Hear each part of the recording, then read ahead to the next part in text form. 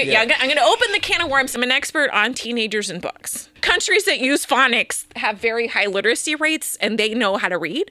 And countries and states that don't use phonics have very low literacy rates and those kids don't learn how to read. If you can learn to read by the 3rd grade, you are predicted to have like a higher quality of life. Mike Morath is not my favorite person, but when he came out to Fort Worth ISD, he had several points that are correct points. He said, yeah, the problem with Fort Worth ISD is that for the last 20 years, for whatever reason, Fort Worth ISD has new initiatives all the time. And when he said that, there were literal like, yes, that is true. You should be able to go to your neighborhood school and like get a basic level of good education. All of us in education feel that way. What they had done in Houston ISD is so destructive.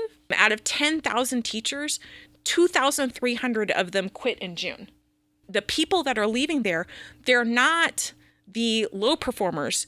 They are the high performers. I've been waiting my whole career for somebody to take on literacy in a serious way in Fort Worth ISD, and they haven't, and they don't. Hey, how about we have the kids read books? Every single time that you hear Houston ISD, improvements, this, that, and the other, I want you to keep in mind, you are burning the entire infrastructure in the house, whatever.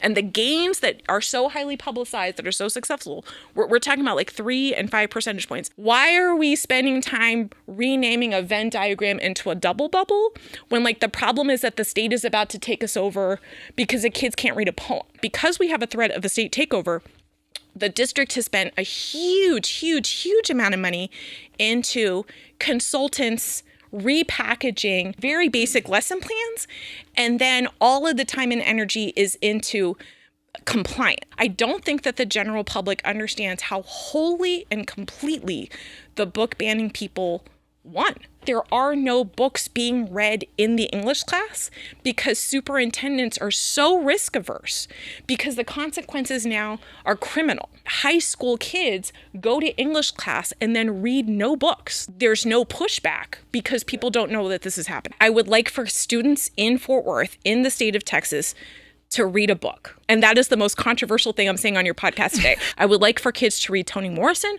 I would like to kids to read Shakespeare. I would like to kids to read Animal Farm. I would like kids to read a book. You cannot solve a literacy problem by having kids read less.